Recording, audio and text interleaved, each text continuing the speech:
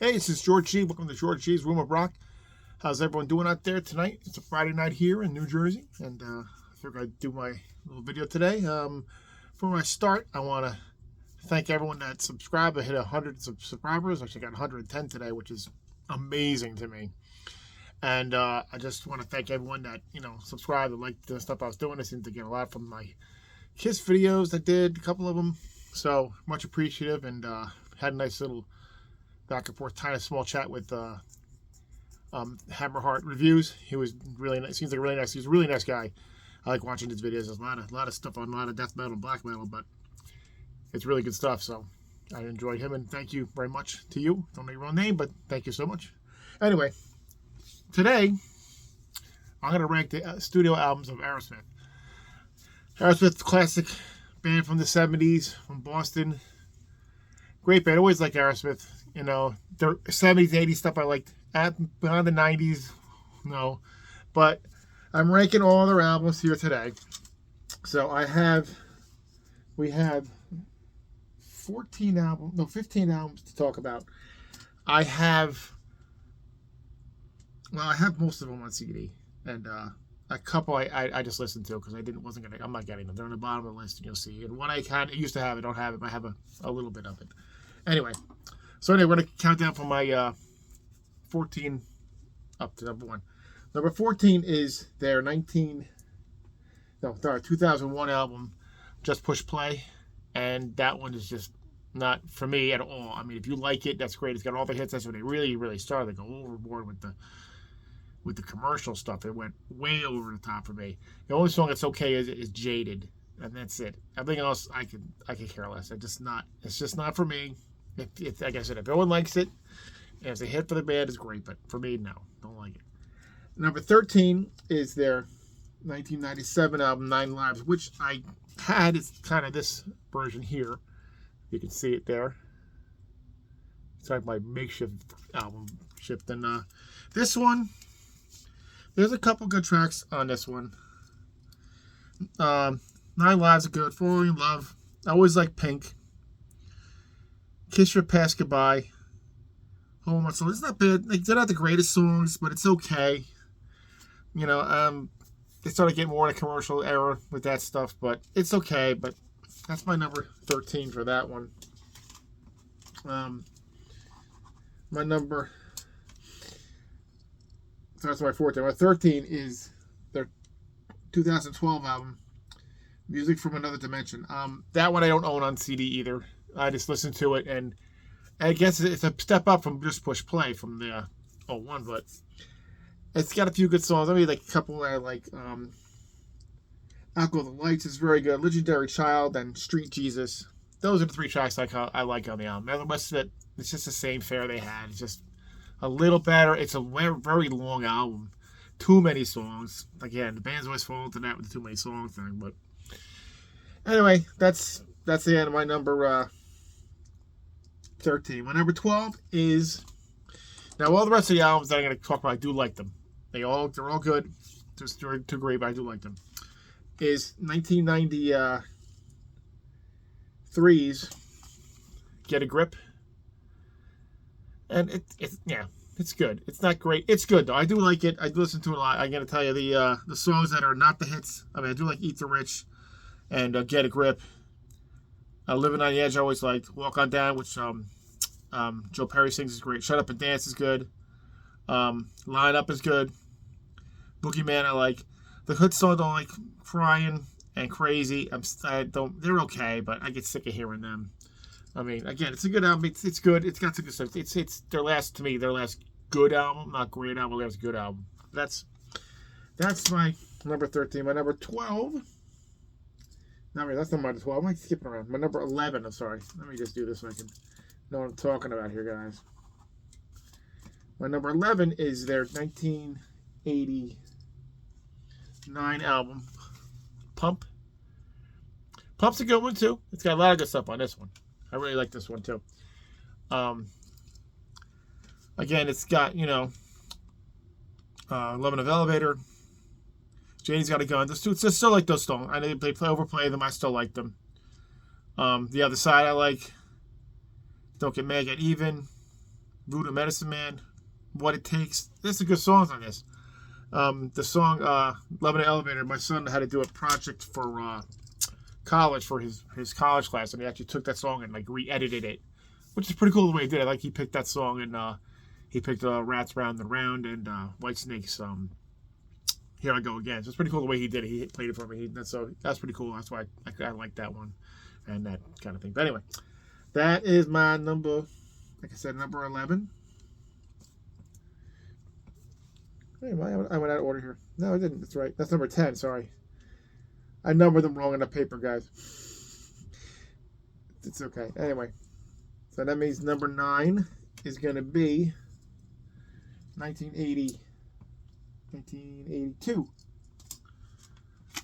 Rockin' a Hard Place. This is one that's growing on me. I mean, I didn't always like it. I liked like the first few songs on it, and then it kind of had to grow on me. But it's got some great songs on it. I mean, Jailbait's a classic. Lightning Strikes Love, Bitches Brew. Bolivian Ragamuffin, another good song. Rockin' a Hard Place. Jig Is Up. Push Comes to Shove. They're good. You know, there's not filler, but it's okay. Yeah, Rockin' a Hard Place. It's good. Not great, but good. My number 8. I'm sure I got this right here. I do. I got it right now. Sorry for the order thing. I numbered it wrong. I'm trying to do this with the paper here, and I'm still messed it up. Anyway. Number 8 is 1979's Night in a Rut. Sorry, the glare there. Let's get the glare here. This is a good one, too. It's their last gasp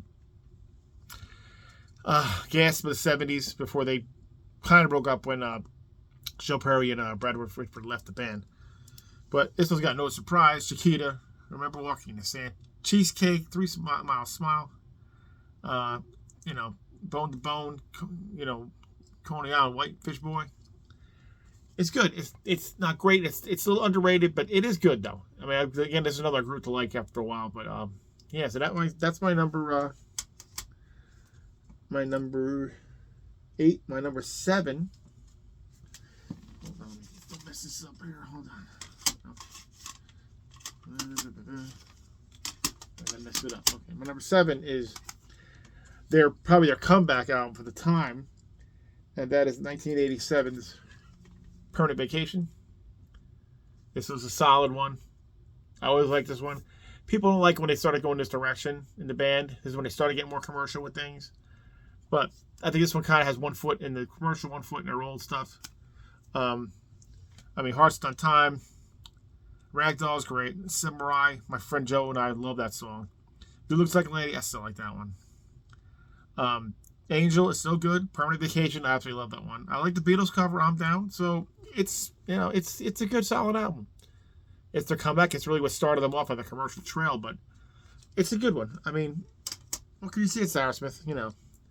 Okay, now number 6 and on up. These are the classic ones, you should say, I guess, pretty much. Well, maybe not all of them, but anyway. Number 6 is the debut from 1973. Just called Aerosmith. And this one's another good one. It's totally like they didn't grow, and like, this is when it like is infancy in the band. I mean, I always think it's one of the bands that they got better with as time went on in the 70s. But like Make It's Great, Dream On, of course, is a classic. One Way Street, Mamakin, another classic. Write Me a Letter, Moving Out, and Walking the Dog. I love the Walking the Dog song. I don't think they wrote that one, but it's a really good song, and yeah, it's a good album. It's a good debut, not a great debut, but it's a good debut. They don't play too much on it. I think they just play Of Course Dream On, and I think they play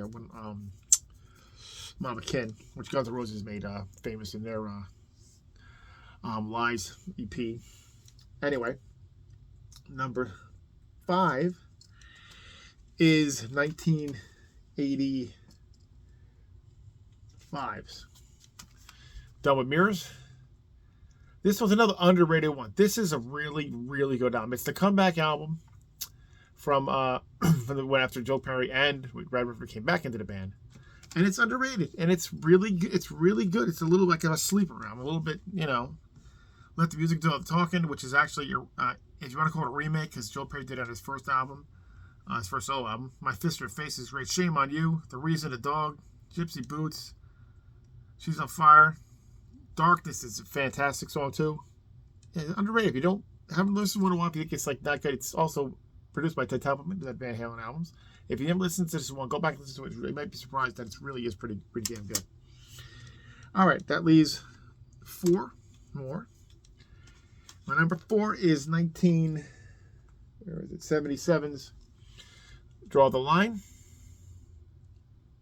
Another solid album.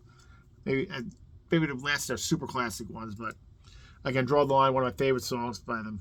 I Want to Know Why, Critical Mass, Get It Up, Bright Light for Fright, another song sung by Joe Perry. Kings and Queens, this version is so damn awesome. I don't care, it's just great. Sight for Sore Eyes, Milk Cow Blues, I mean, it's a classic. I love this one too. Really is good.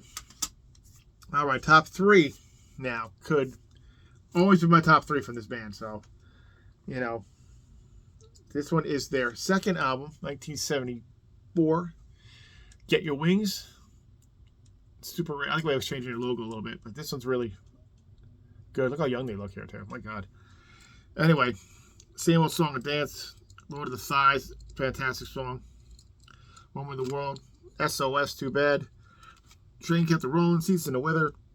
Pandora's Box. I mean, this is such a really, really, really almost great. Sporting on great and good. I love this one, though. The next 2, if you're keeping count, you know what they're going to be. What order they're going to be in. Well, my number 2 album became probably most people's favorite album. And it's really splitting hairs. This one is my favorite, but I'm picking this one because this is just for number 2. And it's really good, and I love it, but it's 1976's Rocks. I know most people love this one's their favorite one, and they're not wrong. Like I said, no one's wrong in their ranking, what they like and what they don't like. I'm not mocking anyway. You like it? It's great. Anyway, of course, you got Back in the Saddle, Last Child, Rats in the Cellar. That is one of my favorite songs. I love the ending of that. I love that song. Combination, Sick as a Dog, Nobody's Fault, Get the Let Out, Licking the Promise. I mean, the whole thing is just fantastic. That is my number 2. Number 1, what else could be, of course, but 1975, Toys in the Attic. This one's like the first one I bought after the Greatest Hits one. This is so every song I love on this. Toys in the Attic, again, one of my favorite songs. Uncle Salty, Adam's Apple. Of course, Walk This Way. Yeah, a little bit too much with that one, but still good. Big 10-inch record is great, funny. Not funny, but, humorous song. Sweet Emotion, like that version of the longer version. They have a cut-down version of the Greatest Hits album.